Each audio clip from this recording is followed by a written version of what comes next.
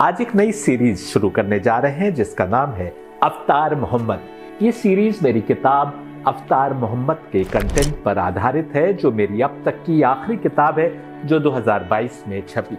2020 का कोविड तो आपको याद होगा, फिर 2021 में कोविड की एक और लहर आई जो उस पहले वाली लहर से बहुत अधिक खतरनाक थी। इस दूसरी लहर में शायद ही कोई परिवार बचा रह गया होगा जिसने अपने किसी प्रिय को नहीं खोया। एक के बाद एक दो महामारियों के बाद तो दुनिया को पाक हो जाना चाहिए था तमाम बुराइयों से जो हमारे समाज में जड़ पकड़ चुकी थी। रब ने भेजा था, अनेक लोग वापस उस ओर पलट रहे, तो अब तो रब याद आ जाना चाहिए था। अब तो हमें यकीन कर लेना चाहिए था कि ना सिर्फ हमारा बल्कि इस दुनिया का भी एक दिन अंत होना निश्चित है।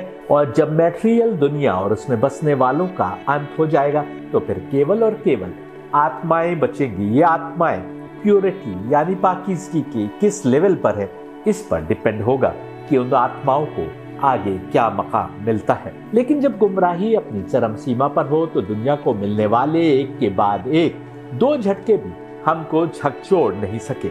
यही तो कलयुग की पहचान है। ऐसा समय जब दुनिया में हमारी आत्मा इस कदर लिप्त हो कि आत्मा परमात्मा तक पहुंचने की राह ही गुम कर दे, जब इंसान अपने क्रिएशन का मकसद ही भुलाकर बस और बस एंटरटेनमेंट का होकर रह जाए। होना तो ये चाहिए था कि आध्यात्म यानी रूहानियत की राह पकड़ते अपनी अपनी खुदाई किताबों को समझने की कोशिश में डूब जाते और मैटेरियल चाहतों से मोह यानी अटैचमेंट त्याग कर बेहतर इंसान बनने की कोशिश में लगते। हमें क्रिएट करने के पीछे परमात्मा का क्या मंशा था उसको समझने की कोशिश करते। लेकिन अभी कोविड की दूसरी लहर खत्म हुए 2 साल भी नहीं गुजरे हैं और हम पाते हैं जैसे ये बहुत पुरानी बात है। कोविड के 2 झटकों के बाद बाहर निकली दुनिया पहले से ज्यादा वहशी और दरिंदगी की शिकार है। आज पहले से ज्यादा गुनाह हो रहे हैं, पहले से ज्यादा क्राइम फैला है। हक और इंसाफ पैरों तले कुचलने वाले और ज्यादा सीना चौड़ा करके घूम रहे हैं और उनके हिमायती पहले से कहीं ज्यादा है।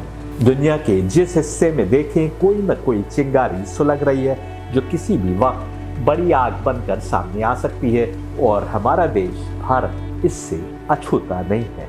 ऐसे में जब जुल्म अपनी शिद्दत पर है और तमाम लोग सदियों से चली आ रही तमाम मर्यादाएं त्यागते दिखाई दे रहे हैं, हम पाते हैं कि धार्मिक उन्माद भी शिद्दत इख्तियार कर रहा है। ये कैसा विरोधाभास है, कॉन्ट्रडिक्शन है कि एक ओर तो हम पाते हैं कि लोग धर्म के नाम पर ज्यादा शोर कर रहे हैं, थालियां पीटने में लगे हैं, नारे लगाते हैं, लड़ने और मरने की बात करते हैं, वहीं बुराइयां यानी पाप रोज बरोज बढ़ते नजर आ रहे हैं। धर्म सड़कों पर है और हमारी आत्मा अंदर से खोखली और सुनसान राहों पर विचर रही है। धर्म केवल कुछ रस्मों को जोर शोर से अंजाम देने का नाम रह गया है, जैसा कृष्ण के समय में था, जब सामने वालों को मुखातिब करते हुए वो कहते हैं कि तुम धर्म के नाम पर बस कुछ रस्में अंजाम देने के अतिरिक्त सिर्फ एंटरटेनमेंट में गर्क हो। और हमारी आत्मा उन्हीं कौरवों की राह पर बस चली है जिनके लिए कृष्ण कहते हैं कि ये मरे हुए लोग हैं। ये चल फिर तो रहे हैं लेकिन इनकी आत्मा में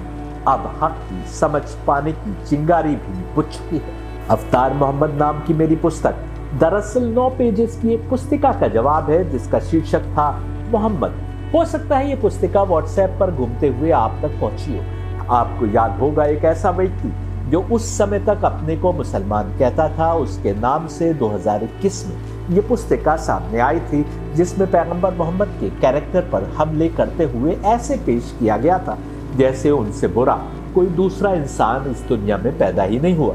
इसी व्यक्ति ने इससे कुछ महीने पहले कुरान की कुछ आयतों पर भी टिप्पणी की थी और ये दिखाने की कोशिश की थी जैसे कुरान की अनेक आयतें केवल मारकाट और जुल्म और बर्बरियत की बात करती हैं। उस वक्त भी मैंने कुछ आयतों के मानी और उनका बैकग्राउंड समझाने की कोशिश अपने लेक्चर्स के माध्यम से की थी, जिनको पेश किया जा रहा था ये दिखाने के लिए कि मुसलमान ऐसी किताब को मानते हैं जो कत्ल गारत और मारकाट की बात करती। कुछ ही महीने गुजरे थे कि मोहम्मद नाम की पुस्तिका व्हाट्सएप पर ऐसा घूमना शुरू हुई कि शायद ही कोई मोबाइल होगा जिस पर यह पुस्तिका नहीं पहुंची होगी। जब मोहम्मद नाम की ये पुस्तिका व्हाट्सएप के माध्यम से मुझ तक पहुंची और मैंने अनेक उलमा और धर्मगुरुओं को इस पर चर्चा करते पाया तो मुझे उम्मीद थी कि कोई न कोई धर्म का ज्ञानी इसके उत्तर में कुछ लिखेगा। हालांकि जो कुछ इस पुस्तिका में कहा जा रहा था उसमें कुछ भी नया नहीं था।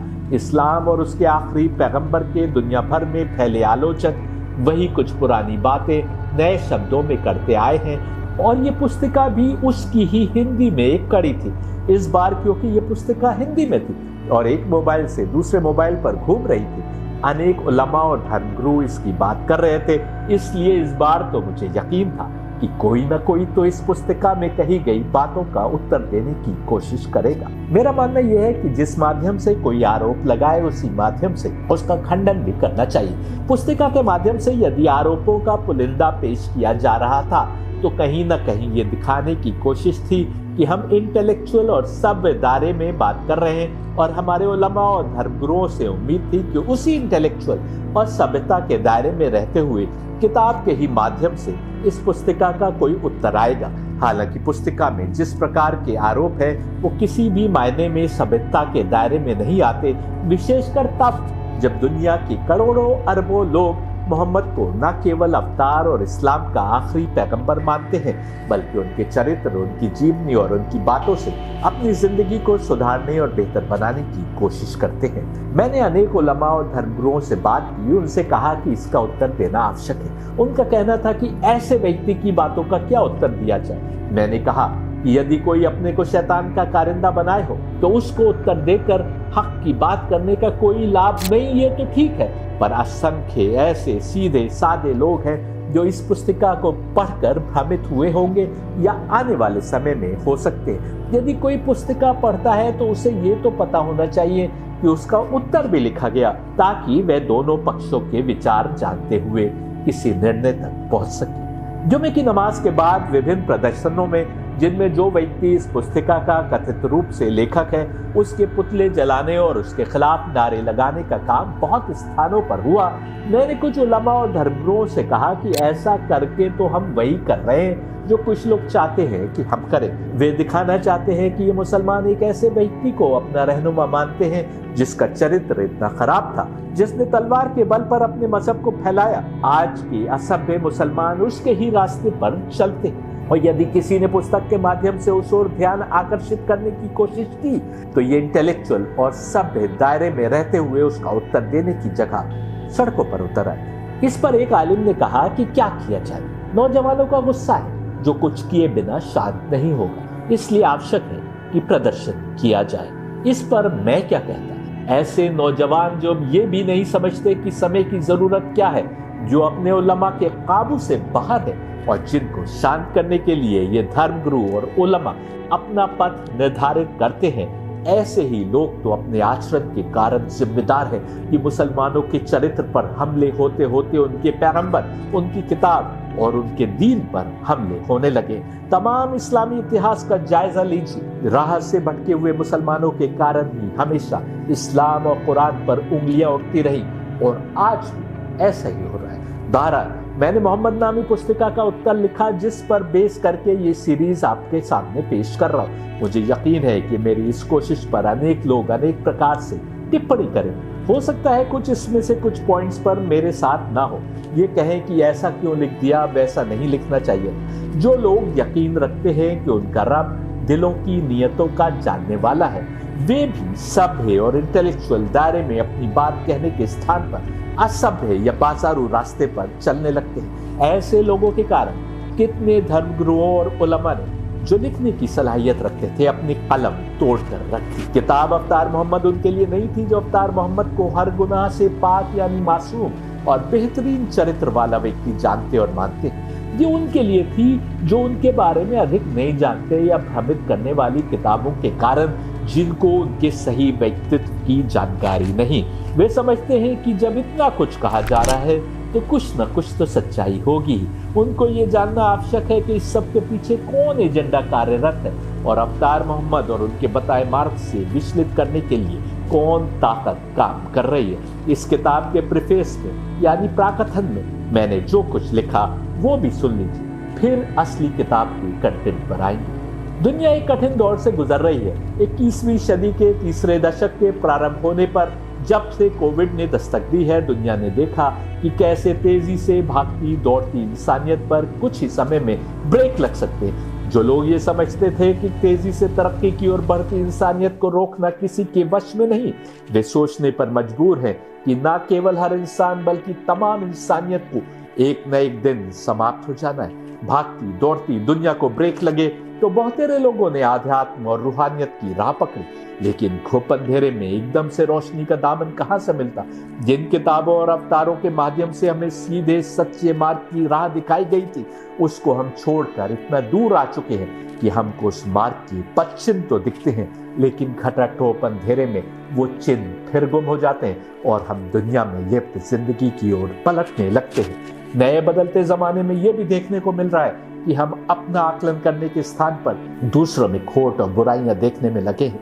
यदि आज कोई हिंदू अपने को धर्म पर चलने वाला बता रहा है तो इसलिए कि वो इसको सच्चा और सनातन मार्ग समझ रहा है। आज यदि कोई मुसलमान अल्लाह के आगे समर्पण और इबादत की बात करता है तो इसलिए कि वो जानता है कि इसी राह पर चलने में उसकी बेहतरी है। यदि कोई ईसाई है, कोई यहूदी है, या आगे बढ़े कि यदि कोई प्रोटेस्टेंट है या कैथोलिक है या ऑर्थोडॉक्स है या सुन्नी है या शिया है या बहाई है या अहमदी है, तो इसीलिए तो कि वो उसको ही सच्चा मार्ग मान रहा है। जबकि इनमें से अधिकांश वो हैं जो केवल उस धर्म या मत को सच्चा मान रहे हैं जिसमें उन्होंने जन्म लिया है और बचपन से सुने सुनाए धर्म से अटैचमेंट बनाकर किसी दूसरी सोच को एक डिटैच मन से समझने की कोशिश में लगे। यही कारण है कि सत्य और सनातन मार्ग भी उनको समझ नहीं आता।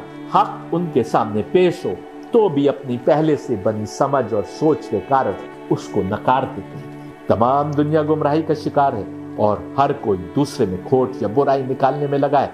कोई ये नहीं सोचता कि खोट धर्म में नहीं बल्कि उसको लेकर हमारी समझ और स्थिर कदमों से उस पर चलने में हमारी दृढ़ता की कमी के कारण है। समय है कि हम गुमराही का ये लबादा उतार फेंके, अपने हकीकी दुश्मन की पहचान करें जो कभी नहीं चाहता कि इंसानियत सत्य मार्ग की समझ बनाकर उस मार्ग पर आए।